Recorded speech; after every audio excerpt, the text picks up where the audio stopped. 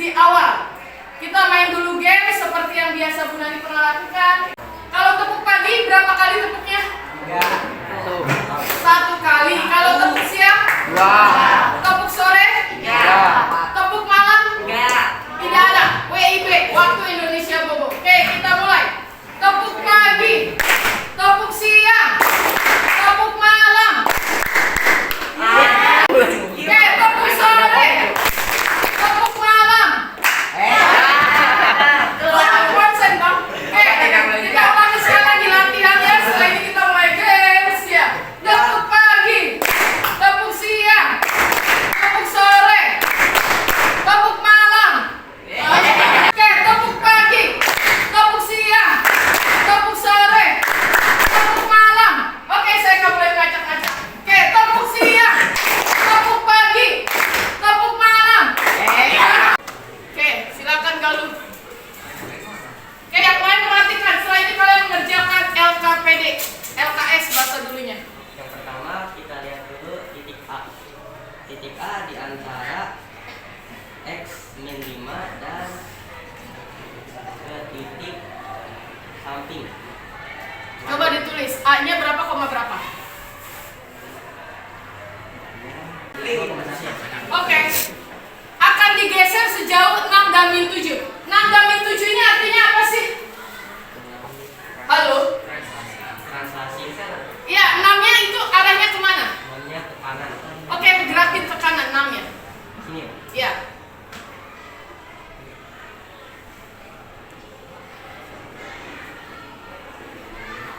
Kemudian minus 7. 7 ke satuan ke arah mana dia? Ke bawah. Oke, gerakan. Sini. Ya. Malah enak itu, udah ada kertas berpetaknya. Oke, titiknya berapa, koma berapa itu?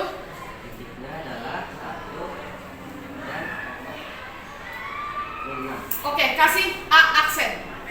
Berarti bayangan akhir A. Di sini. Kasih titik Titik A. Ya. Yang kedua Coba dibuktikan dengan rumus. Awalnya min 5,1. Geser ke kanan berapa satuan dia? Geser ke bawah berapa satuan? 7. Oke. Translasinya 6 dan min 7.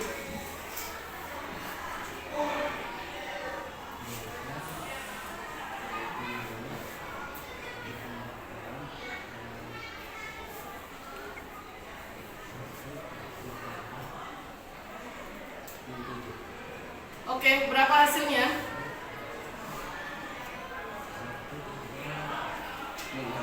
Oke, benar. Lanjutin ke titik yang keduanya. Dari B ke kiri sebanyak 8 kali. 1, 2, 3, 4, 5, 6, 7, 8. Lalu ke bawah 7 kali. 1, 2, 3, 4, 5, 6, 7. Di sini. Oke, Derina, cukup sampai yang B. Gimana cara menjumlahkan hasil translasi dengan rumus? Iya, ini. Awal dengan awal, yang belakang dengan belakang. 2 ditambah yang atas dulu minus 8. Lalu yang belakangan di bawah dengan yang di bawahnya. 2 ditambah minus 7. Punya utang 8 baru bayar 2, sisa utangnya 6. Punya utang 7 baru bayar 2, sisa utangnya 5. Oke.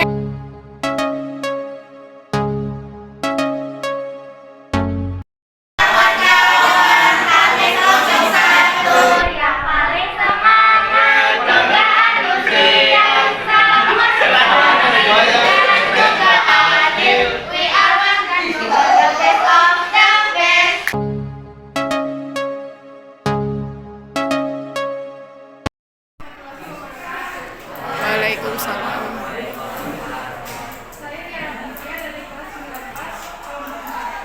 Saya memilih nilai kebajikan disiplin yaitu masuk ke dalam kelas tepat waktu, dan saya memilih anti delegasi yaitu memihak. Yang sering kita sebut membeda-bedakan. Sikap ini dapat menimbulkan kecemburuan. Terima kasih. Wassalamualaikum warahmatullahi wabarakatuh. Wabarakatuh. Waalaikumsalam warahmatullahi wabarakatuh. Saya Warso, pimpin kelompok 1. Di sini saya ingin menyampaikan keyakinan kelas yang ada di kelas 94. Nah, yang pertama adalah merasa aman. Merasa aman ini diartikan dengan kita sebagai siswa dari 94 harus merasakan merasa aman saat berada di kelas 94. Dan kita bisa menyikapinya dengan kita sebagai siswa 94 selalu bisa menyikapi satu sama lain dengan perilaku yang sopan. Nah, dan yang kedua adalah anti pilih kasih. Nah, pilih kasih ini sebenarnya agak sama menurut saya dengan merasa aman. Tapi di sini bedanya adalah kita tidak membeda-bedakan dari identitas dari golongan satu ke golongan yang lain. Kita bisa menyikapi suatu perbedaan dengan hal-hal yang positif dan tidak membeda-bedakan juga. Nah, untuk yang ketiga adalah cinta kebersihan. Cinta kebersihan ini diartikan kita sebagai siswa 94 harus bisa menjaga lingkungan kita, bukan lingkungan di kelas doang, tapi di lingkungan yang kita pijak. Karena saya percaya dengan pepatah di sana kamu menginjak, disitulah langit dijunjung. Nah, kita sebagai warga 94 wajib untuk menjaga kebersihan dengan melaksanakan piket dan hal-hal tertentu, tidak membuang sampah di sembarang tempat dan tidak menaruh air sampah di kolong meja. Nah, untuk nilai keempat itu adalah kedisiplinan. Menurut saya kedisiplinan ini diartikan dengan kita sebagai siswa 94 bisa melaksanakan sesuatu dengan tertata, dan itulah arti dari kedisiplinan. Dan untuk yang kelima adalah anti bullying. Nah, anti bullying ini menurut saya masih kayak sesuatu yang harus ada di kelas ini. Mengapa? Karena balik lagi ke poin nomor 1, untuk merasa nyaman ketika berada di kelas. Ketika kita merasakan bullying pasti kan tidak mengenakan. Nah, untuk yang kelima adalah saling menghormati dan menghargai. Keyakinan ini kita sebagai siswa 94 bisa menghormati dan menghargai pendapat setiap individu yang ada di kelas 94, dan bukan hanya di kelas saja tapi di lingkungan yang lain. Dan tanggung jawab di sini, tanggung jawab menurut saya diartikan sebagai kita sebagai siswa 94 bisa melaksanakan sesuatu dengan penuh tanggung jawab dan komitmen. Kenapa kita harus melakukan dan menanamkan sifat tanggung jawab di kelas ini? Karena menurut saya tanggung jawab merupakan sesuatu yang wajib ada di setiap individual. Karena dengan ketidakadaannya tanggung jawab, ketika kita mau melakukan sesuatu itu kayak tidak ada rasa yang kayak aku mah males ngerjain ini, buat apa coba. Dan untuk nilai yang ke-8 adalah percaya diri. Nah, menurut saya percaya diri ini kita sebagai siswa 94 ketika kita melakukan sesuatu, kayak misalnya nih, contohnya kita nanya nih jawaban ke individual 1. Nah, kita tidak percaya diri dengan jawaban kita, jadi kita menanyakan jawaban tersebut ke orang lain.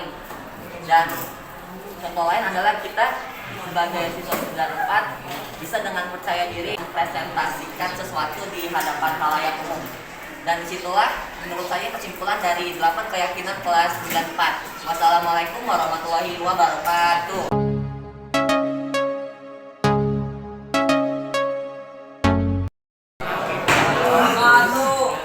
Menjelaskan tugas guru. Yang pertama adalah mendidik murid. Yang kedua, membimbing muridnya ke jalan yang benar.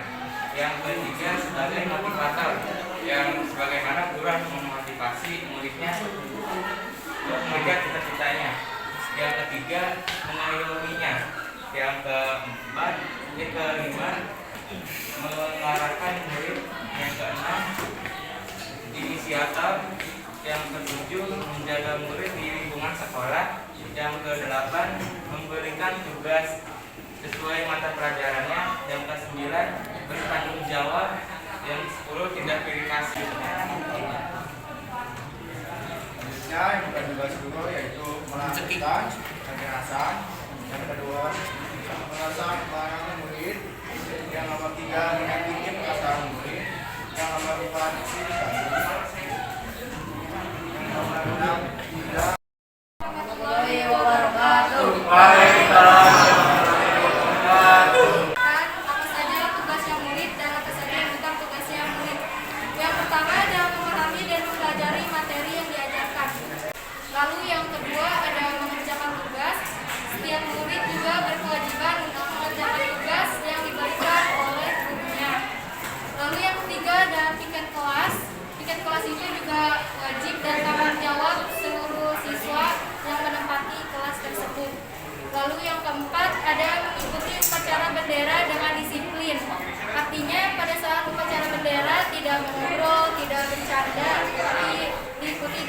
tetap disiplin. Lalu yang kelima ada mematuhi tata tertib sekolah dengan bertanggung jawab. Yang keenam, menjaga nama baik sekolah di dalam maupun di luar sekolah. Jangan merusak dengan tawuran ataupun yang lain. Lalu yang ketujuh, aktif dalam kegiatan sekolah. Yang kedelapan, mengenal dan menghormati pahlawan. Yang kesembilan, menjauhi aktivitas negatif, contohnya seperti tadi tawuran, merokok, dan lain-lain. Yang kesepuluh, menjaga kebersihan lingkungan sekolah ataupun lingkungan di luar sekolah. Lalu yang bukan tugasnya murid, yang pertama ada mengajar. Mengajar itu adalah tugasnya seorang guru. Lalu yang kedua, seorang murid juga tidak boleh mengeluh jikalau gurunya memberikan tugas lebih.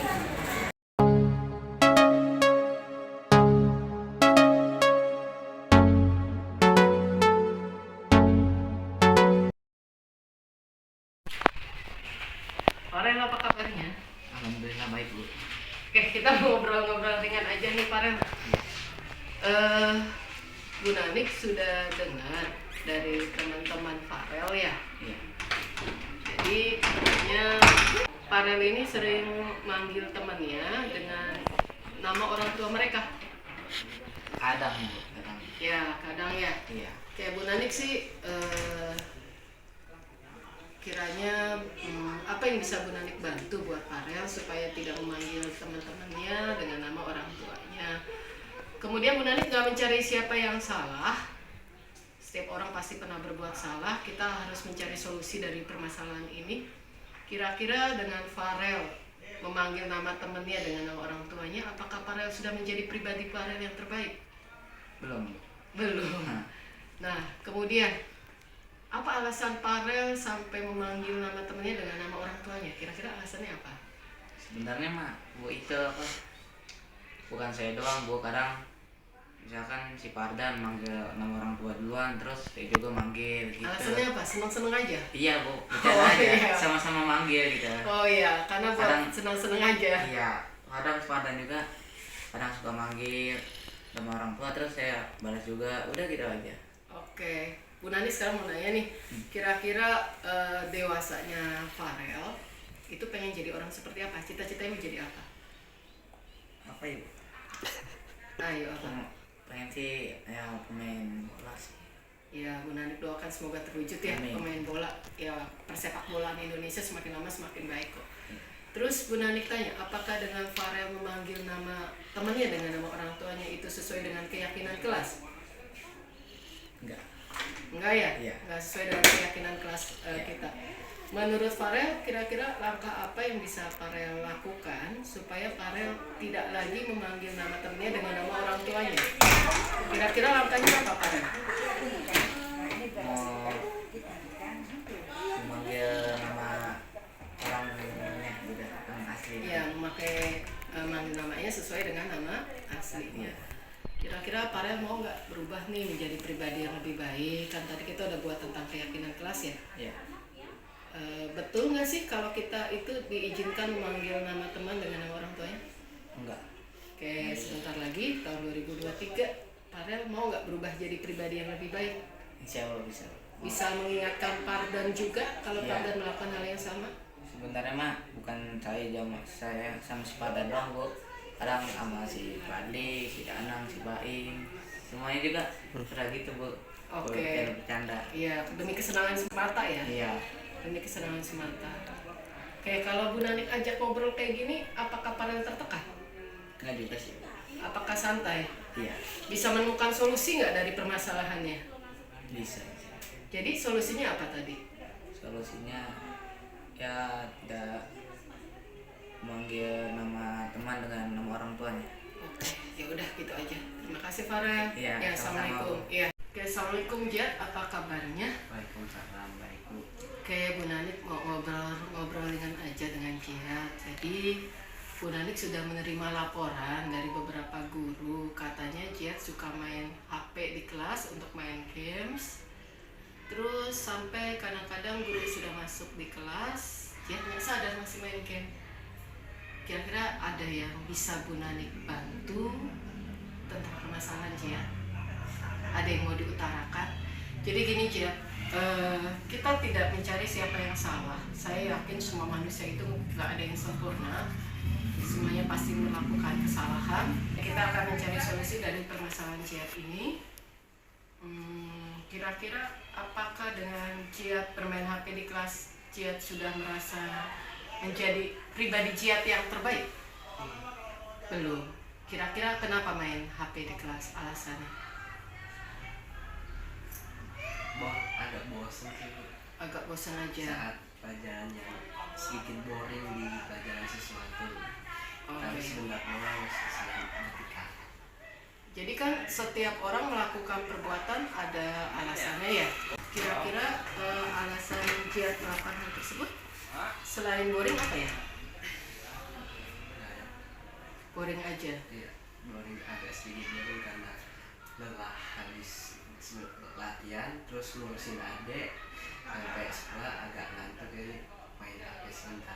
Oh iya, kalau subuh itu berangkat jam berapa latihan renang? Jam 3 Bu dari sini. Jam 3, terus ke Cikini. Cikini, itu langsung latihan renang? Iya, jam saya jam 4. Sedangkan saya naik motor sendiri, tidak diboncengin bapak. Oh, Jadi sedikit agak capek di jalan. iya, jadi untuk mengurangi kebosanan dengan main games di kelas Yes. gitu. Kalau masalah guru datang saya pas main HP, saya nggak tahu karena tiba-tiba lagi semua pada tiduran di dekat meja, tiba-tiba guru masuk tanpa ada assalamualaikum terkadang. Oh iya. Terus Ciat sendiri kira-kira kalau udah dewasa ingin menjadi orang yang seperti apa ya? Atau cita-citanya mau jadi apa gitu? Saya bercita-cita jadi densaka atau nggak atlet internasional. Renang. Kemudian hasil terakhir kemarin gimana hasil tes renang itu? Saya masuk, Masih masuk kualifikasi itu atlet renang? masuk cuman tinggi saya kurang. Tingginya di sana meminta 168, saya masih 164. Oke. Nggak masuk ke babak selanjutnya. Cuma di tinggi badan saya aja. Oke, kita tadi udah belajar ya tentang nilai-nilai keyakinan kelas. Ya. Kira-kira kalau main games di kelas itu sesuai nggak dengan nilai keyakinan kelas yang tadi sudah kita pelajari? Tidak ya. Kira-kira menurut Ciat nih, untuk menghilangkan rasa bosannya Ciat di kelas, ada nggak langkah efektif selain main games gitu loh? Selain buat menghormati paket data yang udah diberikan ayahnya, kemudian untuk menghormati waktu juga, menurut Ciat gimana caranya? Ada saran gimana buat menghilangkan rasa bosan? Nggak tahu.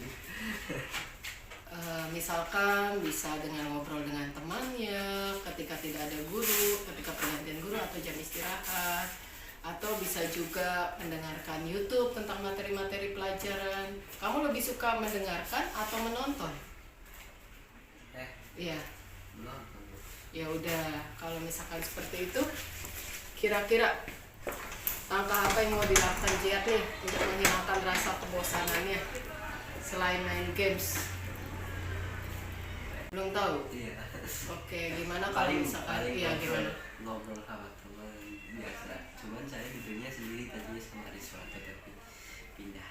Ya udah nggak apa-apa, nanti duduk lagi sama Riswanto, nggak apa-apa, bisa ngobrol sama Riswanto ya. Oke Ciat, begitu saja. Kemudian jadi Ciat harus kembali lagi kepada keyakinan kelas kita bahwasanya ketika ada waktu kosong di kelas boring, ya lebih baik diisi dengan tidak main games, tapi dengan apa contohnya? Ngobrol, bermain sama teman. Iya. Kira-kira kalau ngobrol dengan Bu Nanik seperti ini, Ciat merasa tertekan nggak? Enggak, santai ya? Iya. Iya, terus Ciat mau nggak memperbaiki diri Ciat lagi? Insya Allah mau. Iya, kan sebentar lagi tahun baru ya, Iya. tahun 2023. Bu Nanik berharap Ciat menjadi pribadi yang lebih baik lagi. Iya. Di antaranya apa tadi? Tidak main games. Iya, ketika jam berlangsung. Ingat kembali kepada keyakinan kelas kita yang sudah kita buat. Iya.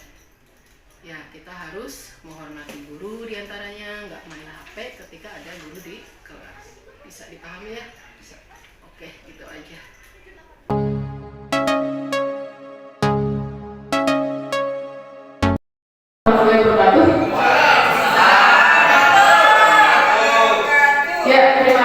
Ibu atas kehadirannya. Saya akan sharing sedikit seputar budaya positif dan apa yang sudah saya lakukan di beberapa kelas seputar budaya positif ini. Oke Bapak Ibu, untuk mengefektifkan waktu, saya akan langsung mulai saja presentasi saya. Di sini kita akan bahas tentang budaya positif, perubahan paradigma belajar itu bagaimana, kemudian disiplin positif itu bagaimana, kemudian motivasi perilaku manusia bagaimana, kebutuhan dasar manusia itu bagaimana aja, kemudian apa saja posisi kontrol restitusi, kemudian bagaimana bentuk keyakinan kelas dan apa itu segitiga restitusi. Mungkin ini adalah hal yang baru bagi saya dan mungkin juga bagi Ibu Bapak. Saya akan share sedikit.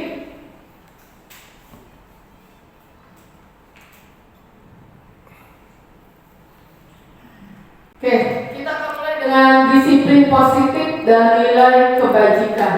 Ini berdasarkan teori dari William Glasser dalam kontrol teori yang kemudian berkembang menjadi Choice Theory. Yang pertama, ilusi guru mengontrol murid. Pada dasarnya kita tidak dapat memaksa murid untuk berbuat sesuatu jika murid tersebut memilih untuk tidak melakukannya.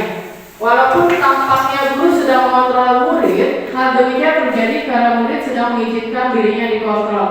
Jadi terkadang kita merasa guru itu mengontrol murid, tapi kalau misalkan seperti ini, motivasi yang terbangun dalam diri anak adalah motivasi eksternal. Dan dalam pembelajaran guru penggerak yang saya pelajari, yang wajib kita tanamkan kepada siswa adalah motivasi internal. Bagaimana dia memahami nilai-nilai kebajikan dan selanjutnya dia akan menjadi orang seperti apa. Sebetulnya yang bisa mengontrol diri seseorang adalah orang itu sendiri. Ibaratnya seperti ini, andai kata kita menggenggam tangan kita, kemudian di dalam tangan kita itu ada sesuatu yang berharga, apakah kita akan mengizinkan orang lain untuk membuka tangan kita? Kemudian di dalam tangan itu ada sesuatu yang berharga. Misalkan di pasar, ayo buka tangan kamu, apakah kita akan membuka tangannya? Pasti kita tidak akan membuka tangan kita, karena di sana ada hal-hal yang berharga dalam hidup kita. Kemudian ada lagi ilusi bahwa semua penguatan positif itu efektif dan bermanfaat. Terkadang kita berpikir bahwasanya penguatan positif atau bujukan adalah bentuk kontrol segera untuk mempengaruhi murid agar mengulangi suatu perilaku tertentu adalah mengontrol murid tersebut dalam jangka waktu tertentu. Maksudnya ini, jika kita menggunakan bujukan-bujukan kepada murid, tetap saja itu motivasinya adalah motivasi eksternal, bukan internal. Jadi yang diutamakan di sini adalah bagaimana kita menanamkan disiplin positif, men-share tentang nilai-nilai kebajikan sehingga murid itu memiliki motivasi internal dalam dirinya.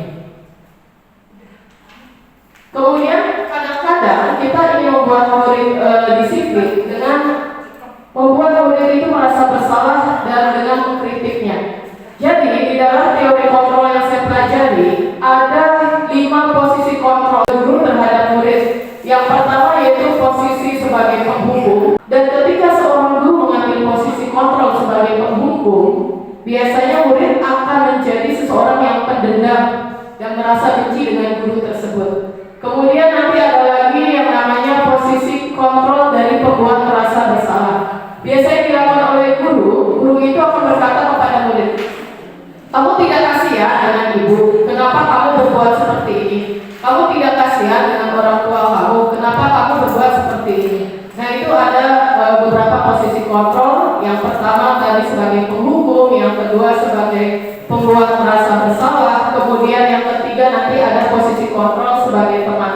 Jadi kita ketika berbicara dengan murid kita seolah-olah kita teman, kita menggunakan kata-kata yang membuat mereka mematuhi aturan. Kemudian ada lagi posisi kontrol sebagai seorang pemantau. Kalau pemantau itu dia posisi kontrolnya cenderung kita mengingatkan kembali siswa akan peraturan, kemudian konsekuensinya apa jika tidak memenuhi peraturan. Tetapi ketika kita melakukan yang namanya siswa itu melakukan konsekuensi dari peraturan yang ada telah dia langgar, maka kita harus terus mengamati siswa tersebut. Dan di sini di dalam pembelajaran guru penggerak saya ada yang namanya posisi kontrol manager. Jadi bukan saatnya lagi seorang guru mengambil posisi kontrol sebagai penghukum dengan memberikan hukuman fisik ataupun psikis, atau pembuat rasa bersalah dengan menyatakan bahwa kenapa kamu berbuat seperti itu tidak berbicara seolah-olah teman, kemudian tapi itu akan menimbulkan yang namanya motivasi eksternal ataupun sebagai pemantau. Yang disarankan di sini adalah manajer. Posisi kontrol manajer itu jadi seorang guru ketika ada murid melanggar keyakinan kelas atau keyakinan sekolah, maka mereka dituntut untuk mencari solusi dari permasalahan mereka sendiri. Nah, ini kita diharapkan mengubah pemikiran kita dari stimulus respon menjadi teori kontrol. Kita harus menyadari bahwasannya setiap orang itu kebutuhannya berbeda. Nanti saya jelaskan macam-macam kebutuhan. Kemudian setiap orang memiliki gambaran yang berbeda. Kita harus berusaha memahami pemandangan orang lain tentang dunia dan semua perilaku memiliki tujuan. Nanti saya akan jelaskan ke depan. Jadi, menurut Ki Hajar Dewantara, untuk mencapai kemerdekaan atau dalam konteks pendidikan kita saat ini, untuk menciptakan murid yang merdeka, syarat utamanya harus disiplin yang kuat. Disiplin yang dimaksud adalah disiplin diri yang memiliki motivasi internal. Jadi pemikiran Ki Hajar Dewantara itu banyak sekali Bapak Ibu. Ternyata yang pertama ada pemikiran Ki Hajar Dewantara yang namanya menuntun. Menuntun di sini seorang guru harus menjadi ingarso sungtulodo. Seorang guru harus menjadi yang namanya teladan bagi muridnya. Kodrat zaman diantaranya kita harus memberikan pendidikan sesuai dengan zamannya. Kalau bisa, ketika kita belajar di kelas kita sudah menggunakan teknologi. Kalau saya dalam pembelajaran fungsi kuadrat, selain saya ajarkan secara manual menggambar fungsi kuadrat, menggambar grafik fungsi kuadrat, saya ajarkan juga dengan menggunakan aplikasi GeoGebra. Nah, ini contoh proses pembelajaran di kelas dengan menanamkan profil pelajar Pancasila bernalar kritis dan kreatif yang sudah saya lakukan di kelas 97. Ya, ini terjadi 1 minggu yang lalu. Jadi satu kelas saya bagi menjadi 5 kelompok. Tiap kelompok saya beri tugas yang berbeda. Itu ada yang tentang perpakatan, bentuk akar, persamaan kuadrat, fungsi kuadrat. Kemudian ada juga yang tentang transformasi geometri. Kemudian saya minta mereka membuat soal beserta urutan langkah pengerjaannya. Jadi ini memaparkan model pembelajaran to stay, to strength. Jadi dalam menanamkan profil pelajar Pancasila bernalar kritis dan kreatif dalam pembelajaran matematika yang sudah saya lakukan di kelas 97 untuk menanamkan disiplin positif bernalar kritis dan kreatif, saya bagi menjadi 5 kelompok. Kemudian tiap kelompok saya beri materi. Kemudian mereka harus yang namanya membuat soal beserta urutan langkah pengerjaannya. Jadi 2 orang dari anggota tiap kelompok mereka berdiam diri di dalam kelompoknya untuk menerima kunjungan dari kelompok lain. Nah, kelompok lain yang berkunjung ini berhak menanya bagaimana soal beserta urutan langkah pengerjaannya. Sebagian anggota yang lain mereka berkunjung ke kelompok lain untuk menanya soal beserta urutan langkah pengerjaannya. Dan untuk merayakan kemenangan mereka setelah mereka berhasil menyusun soal beserta urutan langkah pengerjaannya, maka saya izinkan mereka untuk menggunakan yel-yelnya di depan temannya. Nah, ini yang saya lakukan di kelas 97. Jadi anak-anak saya beri satu kelompok itu satu topik materi karena ini sudah penutup, mulai dari yang namanya persamaan kuadrat, fungsi kuadrat, kemudian ada perpakatan, bentuk akar, dan juga ada yang saya beri materi tentang yang namanya transformasi geometri. Dan mereka dalam menyusun pertanyaannya saya izinkan membentuknya di kertas origami dengan bentuk yang bebas. Nah, ini contoh hasil dari kelompok 4. Mereka membuat pertanyaan beserta urutan langkah pengerjaannya. Jadi ada yang diam di kelompoknya, kemudian ada yang beredar ke kelompok lain untuk mengetahui bagaimana soal beserta urutan langkah pengerjaannya. Kemudian ini hasil karya dari kelompok 1. Jadi setelah mereka selesai buat soal beserta urutan langkah pengerjaannya, saya izinkan mereka ke depan. Mereka menggaungkan yel-yel yang mereka buat. Saya berikan mereka kesempatan untuk membuat sekreatif mungkin yel-yelnya. Kemudian dalam membuat soal beserta urutan langkah pengerjaannya, saya izinkan mereka membentuknya sesuai dengan minat mereka masing-masing. Ini contoh dari hasil kelompok 4. Jadi ada yang tugasnya presentasi di dalam kelompoknya, ada yang tugas mencari informasi dari kelompok lain. Kemudian ini contoh hasil dari kelompok 2. Ini cukup kreatif ya, anak-anak membuatnya dalam bentuk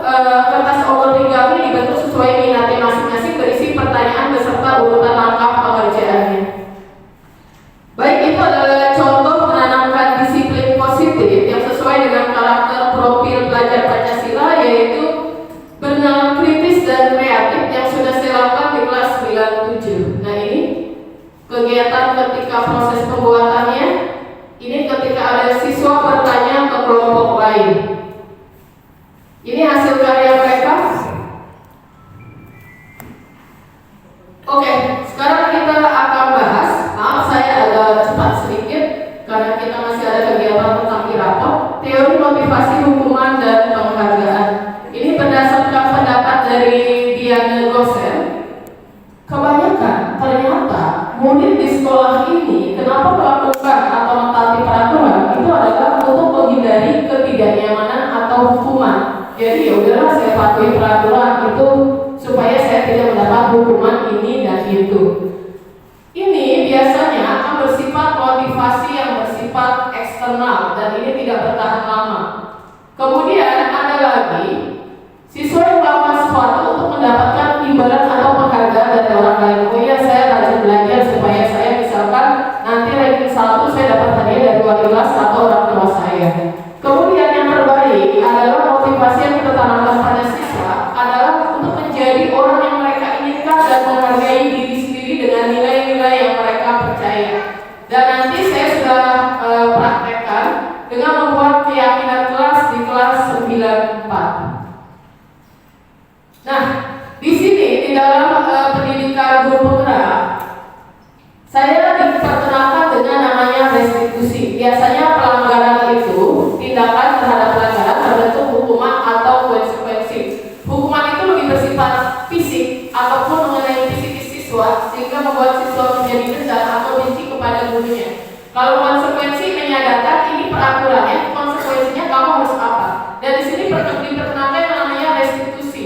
Restitusi adalah kondisi bagi murid untuk memperbaiki kesalahannya sehingga mereka bisa kembali pada kelompok dengan karakter yang lebih kuat. Kita mengajukan pertanyaan-pertanyaan menantang agar siswa bisa mencari solusi dari permasalahannya sendiri. Nah ini bedanya hukuman, konsekuensi, dan restitusi. Restitusi itu merupakan pilihan karena di sana siswa akan menentukan pilihan-pilihan untuk mencari solusi dari permasalahannya. Kita inginnya ke depan kita menggunakan restitusi ini untuk menguatkan murid dalam jangka panjang.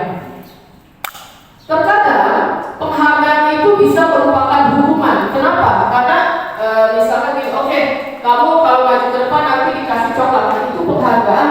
Kadang-kadang bisa berubah menjadi hukuman karena siswa motivasinya jadi eksternal, yaitu untuk mendapatkan sesuatu. Nah ini ada yang namanya keyakinan kelas. Kenapa tidak peraturan kelas? Keyakinan kelas itu adalah segala sesuatu nilai yang dibutuhkan siswa di dalam kelasnya. Nilai-nilai kebajikan universal yang disepakati secara tersirat dan tersurat, lepas dari latar belakang suku, negara, bahasa maupun agama. Nah, keyakinan ini akan lebih memotivasi seorang dalam dirinya. Pembentukannya sebagai berikut. Yang pertama, mempersilakan warga sekolah atau murid di sekolah atau kelas untuk bercurah pendapat tentang peraturan yang perlu disepakati. Kemudian mencatat semua masukan di papan tulis atau di kertas besar. Kemudian susun keyakinan kelas sesuai prosedur pembentukan keyakinan sekolah atau kelas dengan membentuk kalimat-kalimat positif. Kemudian tinjau kembali daftar curah pendapat yang sudah dicatat. Pokoknya ini harus berisi tentang menemukan nilai kebajikan atau keyakinan yang dituju dari peraturan tersebut. Kemudian harus meninjau ulang keyakinan kelas secara bersama-sama, dan untuk keyakinan kelas ini gak usah banyak-banyak, ya bisalah 8 atau 7. Kemudian setelah keyakinan kelas dibuat, maka semua warga kelas dipersilakan meninjau ulang dan menyetujui dan menandatanganinya. Kemudian bisa dilekatkan di dinding atau kelasnya. Nah ini foto saya menyusun keyakinan kelas dengan perwalian saya kelas 94. Jadi caranya sebagai ini.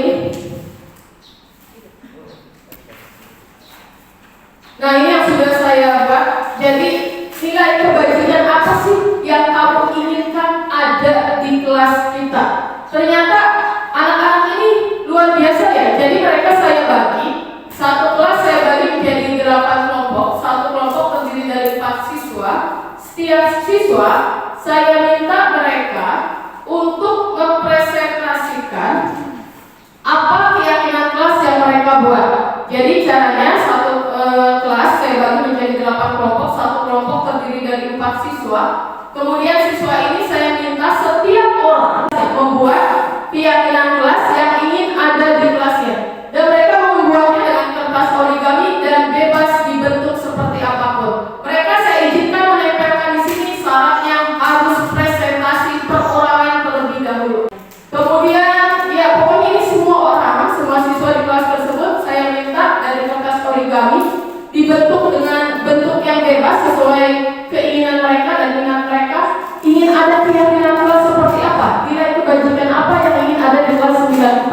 kemudian dipresentasikan baru boleh ditempel di sini. Ini hasil karya dari anak-anak. Nah ini mereka ternyata kreatif ya. Mereka membuat keyakinan kelas, nilai kebajikan yang ingin ada di kelas apa saja. Membuatnya dalam berbagai bentuk kertas origami dan menempelkannya di kertas karton besar seperti ini. Nah ini keyakinan kelasnya berdasarkan hasil dari banyaknya keyakinan kelas yang disusun oleh mereka. Nanti satu kelompok saya minta memilih satu keyakinan kelas yang ingin ada di kelasnya. Jadi ini kan banyak sekali keyakinan kelas, kalau mungkin semuanya ditampung karena ini akan membuat siswa menjadi lupa. Jadi nanti dari setiap kelompok kemarin itu saya minta mereka memilih satu keyakinan kelas yang ingin ada di kelasnya. Ternyata terbentuklah ini. Mereka ingin merasa aman di kelas 94. Kemudian anti pilih kasih. Mungkin ini buat introspeksi kita sebagai guru ya. Mereka menginginkan guru di kelas 94 semuanya tidak pilih kasih kepada muridnya, termasuk mungkin pejabat-pejabat kelasnya tidak pilih kasih kepada semua warganya. Kemudian mereka mencantumkan cinta kebersihan. Kenapa? Ternyata mereka berpresentasi di depan itu loh Bu. Ada yang masih suka buang sampah di dalam kolong meja. Kemudian ada yang tidak mau tiket kelas. Kemudian disiplin. Kenapa milih disiplin? Karena masih ada yang suka datang telat di dalam kelas. Kemudian anti bullying. Kenapa sih mereka pengen intinya ada anti bullying di kelas 94? Ternyata masih ada yang suka iseng kepada temannya, menarik-narik saku temannya, saku kemeja temannya sampai dengan robek. Kemudian ada yang suka manggil-manggil nama dirinya dengan nama orang tuanya. Kemudian ini adanya saling menghormati dan menghargai. Mereka protes katanya, ini loh Bu, ketika ada guru A mengajar di kelas 94, ada yang nggak menghormati guru, ada yang ngobrol. Jadi kami ingin ada keyakinan kelas saling menghormati dan menghargai. Kemudian mereka juga ingin ada keyakinan kelas yang namanya tanggung jawab, karena ada yang suka mangkir dari tiket. Kemudian mereka ingin juga ada keyakinan kelas percaya diri. Ini hebat dari siswa. Mereka pengen adanya percaya diri di kelas mereka. Kenapa? Kadang-kadang katanya mereka tidak berani bertanya kepada guru atau mengutarakan pendapatnya. Jadi mereka ingin ada keyakinan kelas percaya diri di dalam kelas 94. Kenapa mereka yang menyusun? Mereka yang menyusun, mereka yang presentasi artinya, dan moga-moga mereka bisa melaksanakannya.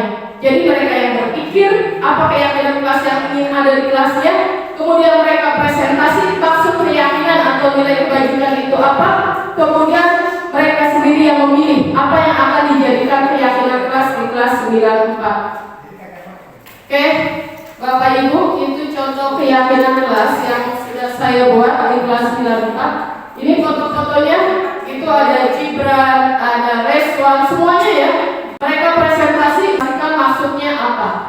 Nah ini mereka boleh menempelkan di karton yang besar ini jikalau sudah mempresentasikan maksud nilai kebajikan yang ingin ada di kelas 94 itu maksudnya apa. Nah ini presentasi dari anak-anak dan ini hasilnya. Dari banyak keyakinan kelas ini diambil cuma 8 saja. Nanti akan kita mulai tahun 2023 menjadi keyakinan kelas 94. Kemudian di sini dalam proses keyakinan kelas, saya minta juga murid menjabarkan apa tugas murid dan bukan tugas murid. Dan ternyata mereka luar biasa bisa menjabarkannya dengan sangat luar biasa. Kenapa saya minta mereka menjabarkan apa tugas murid dan bukan tugas murid? Dengan mereka menjabarkannya, paling tidak mereka paham apa hak dan kewajibannya. Ternyata mereka ini luar biasa ya pemikirannya. Saya nggak sampai kepikiran. Ternyata murid sadar bahwasannya ada tugas murid dan bukan tugas murid. Mereka sudah sadar apa tugas mereka dan apa bukan tugas mereka. Saya contohkan ini dari kelompok 1. Tugas murid contohnya yaitu di sini anak-anak paham mereka harus belajar. Kemudian mereka harus mengerjakan tugas. Mereka harus piket kelas. Mereka harus percaya diri. Mereka harus saling menghormati. Mereka tidak boleh mencontek. Mereka harus hormat kepada guru. Mereka harus menghargai pendapat orang lain. Disiplin, cinta lingkungan, kerjakan tugas tepat waktu. Kemudian tidak boleh bullying. Mereka sudah paham juga apa sih bukan tugas murid. Contohnya bukan tugas murid menjadi pemalas, mengeluh, mencontek, membuli, melanggar peraturan sekolah, tidur di kelas, bermain HP saat guru menerangkan, bergadang, tawuran, telat ke sekolah, bangun siang, memalak teman, dan sebagainya. Maksud saya membuat hal seperti ini nanti akan saya tempelkan di kelas 94 agar mereka sadar hak dan kewajibannya. Mereka sendiri yang menuliskan, mereka sendiri yang berpikir, dan nanti akan ditempelkan semoga menimbulkan disiplin positif, motivasi internal dalam diri mereka. Kemudian saya minta juga, apa sih menurut kalian apa tugas guru dan bukan tugas guru? Contohnya di sini, anak-anak bisa menjabarkan tugas guru itu mengarahkan siswa, membimbing, mengajarkan siswa, melatih keterampilan siswa, memberikan motivasi, mendidik siswa. Paling tidak, dengan mereka membuat seperti ini, saya jadi paham apa sih harapan dari murid-murid itu terhadap gurunya. Kemudian katanya nggak boleh merajia HP murid, tapi sudah saya jelaskan, guru itu kenapa harus merajia HP murid? Karena supaya kalian tetap berada kepada jalur yang benar, tidak melanggar disiplin positif di sekolah. Bukan maksudnya untuk melanggar privasi, tapi demi kebaikan si murid. Nah ini ternyata mereka banyak sekali request tentang apa sih tugas guru dan bukan tugas guru. Oke, Bapak Ibu saya lanjutkan. Nah ini contohnya, ya mereka mempresentasikan apa tugas murid dan bukan tugas murid, tugas guru dan bukan tugas guru.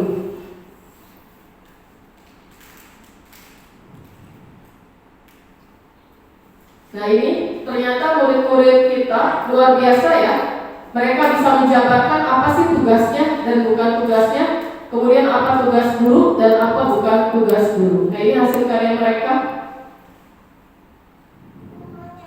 Mereka bisa menjabarkan apa tugas murid, bukan tugas murid, kemudian apa tugas guru dan bukan tugas guru. Oke, saya sekarang akan bahas tentang kebutuhan dasar manusia. Saya baru sadar mengikuti pendidikan guru penggerak, ternyata setiap tindakan murid itu karena untuk memenuhi kebutuhannya. Contohnya di sini kebutuhan dasar daripada murid itu dan kita semua ada bertahan hidup, kemudian merasa diterima, kebebasan, kesenangan, dan penguasaan. Kalau misalnya kebutuhan dasar tidak terpenuhi, maka yang terjadi adalah pelanggaran peraturan oleh murid.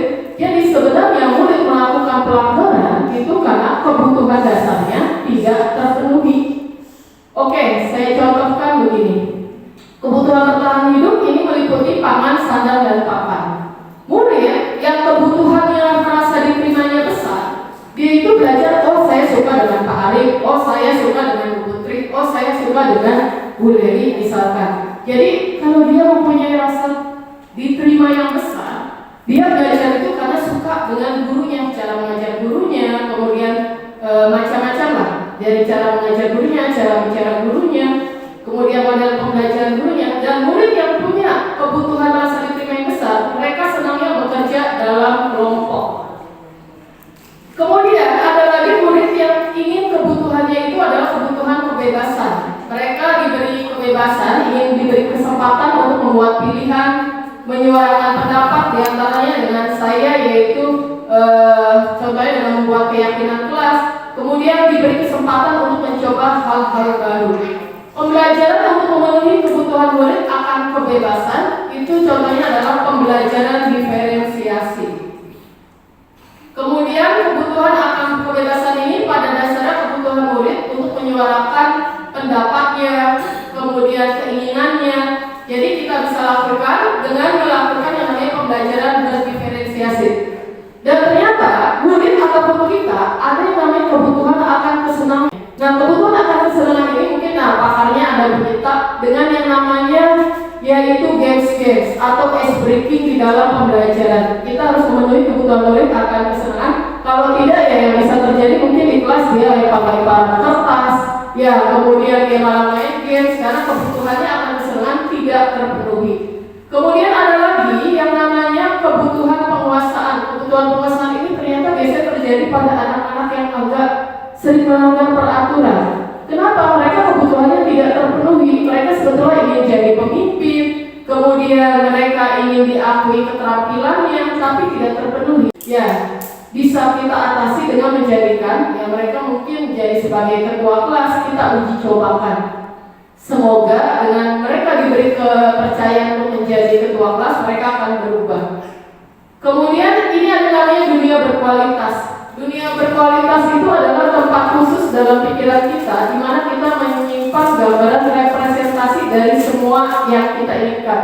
Dunia berkualitas yang ada di dalam pikiran kita itu adalah orang-orang yang berharga dalam hidup kita. Kira-kira menurut Pak Anil, siapa yang berharga di dalam hidup kita? Nah, itu dimasukkan ke dalam pikiran dunia berkualitas kita. Menurut Pak Anil, yang berharga dalam hidup Pak Anil siapa?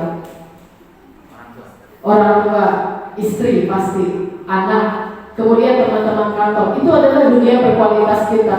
Di sini kita berusaha agar nilai kebajikan masuk ke dalam diri anak, menjadi dunia berkualitas anak. Termasuk kita gurunya, menjadi dunia berkualitas bagi anak, sesuatu yang mereka butuhkan. Nah, ini ada restitusi untuk membuat dunia menjadi lebih berkualitas. Ada yang namanya restitusi 5 posisi kontrol yang tadi saya sudah sebutkan.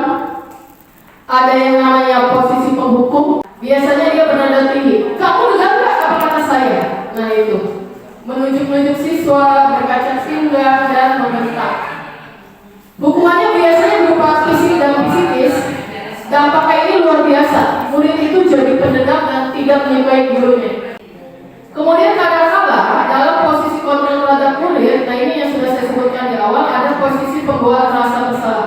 Kamu gak kasihan dengan ibu, capek-capek ngurusin kamu, ternyata kamu melanggar peraturan lagi. Kamu tidak kasihan dengan orang tua. Ini hanya menimbulkan yang namanya murid menjadi rendah diri dan murid merasa bersalah.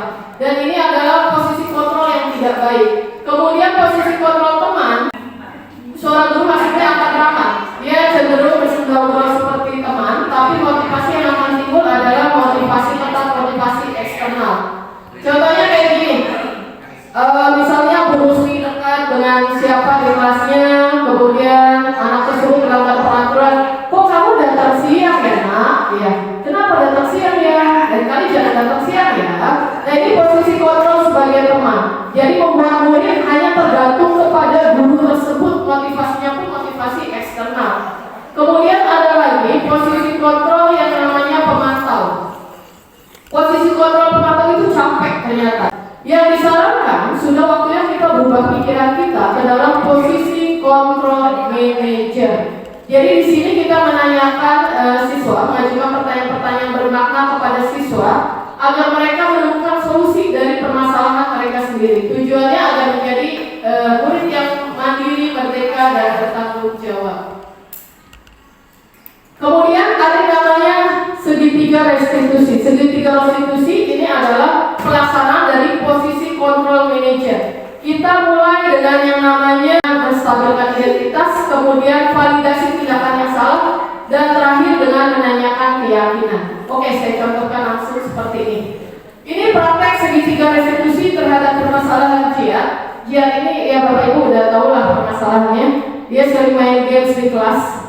Maka saya melaksanakan praktek segitiga restitusi. Videonya nanti saya share dalam bentuk demonstrasi kontekstual saya di YouTube. Prakteknya sebagai berikut. Saya panggil Jiannya. Dalam menstabilkan identitas, kita nggak boleh yang namanya nunjuk-nunjuk murid, kemudian membuat murid merasa down, membuat murid apalagi sampai merasa hina. Pada saat menstabilkan identitas, yang bisa kita ajukan pertanyaannya atau pernyataannya sebagai berikut. Jian, kita sadar manusia tidak ada yang sempurna. Setiap manusia pasti pernah berbuat salah.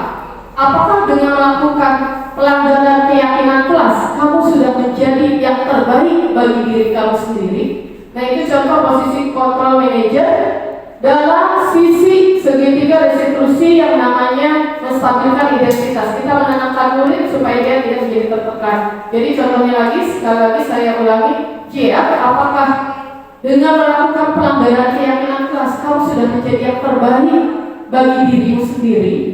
Saya sadar manusia tidak ada yang sempurna. Kemudian setiap manusia pasti pernah berbuat kesalahan.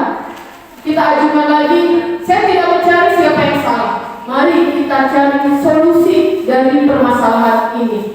Jadi itu akan membuat murid tenang dan kita harus menekankan. Mari kita mencari solusi dari permasalahan ini. Kita tidak mencari siapa yang salah. Kemudian untuk validasi tindakan yang salah kita tanya, Cia, kenapa ya kamu sering main games di kelas? Pasti ada alasannya. Coba sebutkan apa alasannya. Itu pada validasi tindakan yang salah. Kemudian pada tahap yang namanya menebalkan keyakinan, ingat gak? Tadi kita udah buat keyakinan kelas ya. Ketika kamu yang namanya melakukan pelanggaran main game di kelas, itu tidak sesuai dengan keyakinan kelas yang mana ya? Dengan nilai kebajikan kelas yang mana ya? Yang tidak sesuainya. Kemudian kita tanya, kamu kira-kira ke depan mau jadi apa ya Cia? Kemudian bagaimana cara kamu menyelesaikan masalah ini? Ternyata si Cia ini ketika saya tanya seperti ini, dia bisa memecahkan masalahnya sendiri. Ya Bu, nanti saya gak akan main games lagi ketika guru menerangkan. Termasuk kalau misalkan saya senggang, saya tidak akan main games lagi. Saya akan fokus pada kehidupan saya akan ngobrol dengan teman saya aja ketika jam istirahat. Nah ini Cia permasalahannya adalah dia sering main games di kelas. Kemudian saya panggil juga Farel. Ini permasalahannya adalah sering memanggil nama temannya dengan nama orang tuanya. Sama, di tahap menstabilkan identitas membuat siswa tenang, saya tanya, Farel, saya yakin manusia itu tidak ada yang sempurna. Semua orang pernah berbuat kesalahan. Saya tidak mencari siapa yang salah. Mari kita mencari solusi terhadap permasalahan ini. Apakah dengan kamu melanggar keyakinan kelas, dengan kamu memanggil nama temanmu dengan nama orang tuamu, kamu sudah melakukan mencari yang terbaik bagi dirimu? Nah, kemudian saya tanyakan lagi, alasan kamu itu seperti apa ya sehingga kamu manggil nama temanmu dengan nama orang tuamu? Oh, demi fun, demi kesenangan. Ternyata ada kebutuhan yang tidak terpenuhi dia di kelas. Seperti yang kebutuhan yang tadi sudah saya sebutkan, ada kebutuhan untuk bertahan hidup, mempertahankan diri, ada kebutuhan kesenangan, penguasaan. Ternyata dia butuh kebutuhan kesenangan. Jadi dia memanggil nama temannya dengan nama orang tuanya untuk kebutuhan kesenangannya. Kemudian saya tanya ketika validasi tindakan salah, alasan kamu apa ya?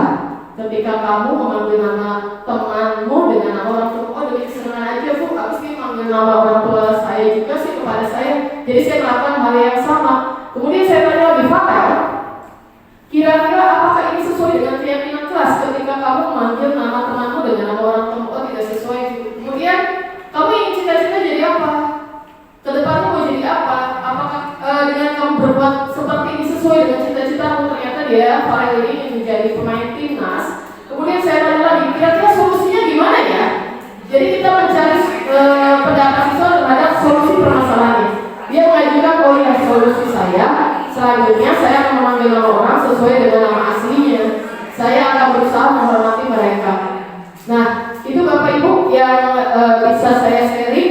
Bapak Ibu bisa lihat di depan hasil dari keyakinan kelas yang sudah saya buat bersama kelas 94. Kemudian tugas murid, bukan tugas murid, tugas guru dan bukan tugas guru terhadap kelas 94 dan juga praktek saya untuk menanamkan disiplin positif, bernalar kritis dan kreatif terhadap siswa kelas 97. Mungkin ada yang mau ditanyakan?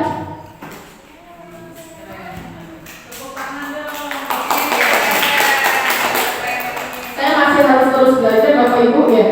Ternyata pembelajaran ini luar biasa. Saya tunggu kehadiran Bapak Ibu di pendidikan guru penggerak angkatan 9 atau 10. Oke Bapak Ibu, ada yang mau ditanyakan? Oke, silakan Ibu Suparna. Ya. Boleh.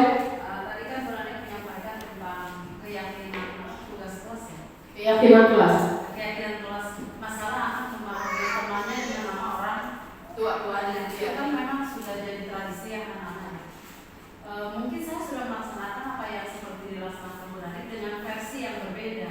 Jadi ketika anak tersebut dia mendatangi nama bapakku gitu kan. Terus si ibunya juga membalas kan temannya kan. Jadi saling ledek. Kalau saya yang saya sampaikan masalah hadis Bu. Kalau kamu mengejek nama orang tua kamu dan kamu membalas mengejek nama orang tuamu, dalam hadis dikatakan kalian saling mengejek orang tua masing-masing. Maka itu tidak boleh dilarang dalam agama. Jadi itu sudah saya sampaikan, saya laksanakan, tapi tanpa prosedur seperti yang Burani bikin. Ya mungkin jadi gini Bapak Ibu, selama ini kita sudah melaksanakan prosedur ini, tapi baru tahu namanya segitiga restitusi. Dan tepuk tangan untuk Belinda, luar biasa ya. Jadi isi dari segitiga restitusi kita menggiring siswa mencari solusi dari permasalahannya sendiri. Tidak merendahkan siswa, tidak menghukum siswa, kita menanamkan nilai kebajikan dalam dirinya untuk muncul motivasi internal, disiplin positif agar kelak tumbuh yang namanya generasi bangsa yang memiliki nilai kebajikan yang luar biasa, yang memiliki motivasi internal dalam dirinya. Ada pertanyaan atau pernyataan lain Bapak Ibu? Silakan Pak Agil. Ini bukan menurut Berani, ini kegiatan seperti ini baiknya dilaksanakan di awal tahun atau dilakukan oleh hanya wali kelas atau guru. Oke, untuk keyakinan kelas, menurut saya bisa wali kelas dengan muridnya di awal tahun. Jadi kita buat kesepakatan, keyakinan kelasnya mau seperti apa. Jadi kita nggak bisa maksain kayak peraturan. Satu, kamu harus begini. Masalahnya kalau peraturan dia tidak tahu apa nilai kebajikan yang ada di dalamnya. Tapi kalau mereka menyusun sendiri nilai keyakinannya, kemudian mereka presentasi sendiri maksudnya apa, kemudian mereka memilih sendiri nilai keyakinan kelas yang mana yang mau dijadikan keyakinan kelas-kelasnya, maka insya Allah mereka akan melaksanakannya karena sesuai dengan kebutuhannya. Bagus sekali pertanyaan Pak Adil. Mungkin ini bisa dilakukan oleh wali kelas terhadap perwaliannya di tahun ajaran baru. Kalaupun mungkin yang namanya guru mapel mau membuat keyakinan kelas dengan siswanya sendiri, boleh saja, nggak masalah. Kesepakatan kelasnya mau seperti apa? Seperti itu. Mungkin kalau di dalam bahasa pendidikan guru penggerak namanya keyakinan kelas. Karena kita mengubah. Kalau peraturan membuat seseorang tidak memahami apa yang berada di dalam peraturan tersebut, nilai kebajikannya apa. Yang pertama, kesimpulannya menanamkan disiplin positif kepada siswa, menimbulkan motivasi internal. Kita merubah dari posisi penghukum atau posisi merasa bersalah atau posisi kontrol teman atau posisi kontrol pemantau terhadap murid menjadi posisi kontrol manajer. Kita mengubah paradigma berpikir kita menjadi posisi kontrol manajer. Kita mengajukan pertanyaan bermakna melalui segitiga restitusi sehingga siswa bisa menemukan solusi dari permasalahannya sendiri. Mereka tahu tindakan mana yang salah, kemudian mereka tidak merasa diintimidasi dengan kita berkata semua manusia pernah berbuat salah. Kemudian berbuat salah itu hal yang wajar. Apakah dengan kamu berbuat salah kamu sudah menjadi diri kamu yang terbaik? Kemudian saya tidak mencari siapa yang salah, mari kita mencari solusi dari permasalahan ini. Ya, itu yang disarankan dalam pendidikan guru penggerak dan dilaksanakan dalam proses kurikulum merdeka. Oh ya Bu. Ya. Kan tadi Ibu bilang diusahakan jangan mengancam anak agar anak itu sadar dengan peraturan. Tapi saya sudah menjalankan seperti itu. Tapi kenyataannya setiap anak itu harus ada satu anak yang memang harus dengan ancaman menurut saya. Karena apa? Setiap peraturan yang dibuat, ya menurut saya mereka itu tahu apa maksudnya punishment yang akan mereka terima. Tapi kenyataannya di lapangan itu masih banyak anak-anak yang melanggar.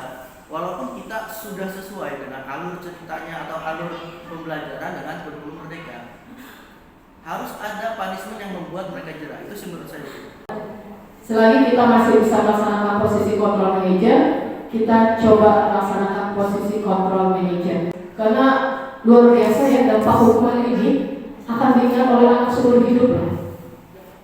Kemudian dia akan benci pelajaran kita, akan dendam terhadap kita, dan itu ingatan negatif kita terhadap guru akan dibawa seumur hidup. Menurut saya selama masih kita bisa melaksanakan posisi kontrol manager dan melaksanakan segitiga restitusi, coba kita terapkan itu. Luar biasa Pak Haryanto ya atas pertanyaannya dan pernyataannya. Mungkin ada lagi dari Bapak Ibu? Kalau tidak, saya cukupkan demikian. Terima kasih atas kehadiran Bapak Ibu. Ini hanya sekedar apa yang sudah saya jalankan di kelas dan di beberapa kelas. Salam Merdeka Belajar, salam ya Merdeka Belajar. Assalamualaikum warahmatullahi wabarakatuh.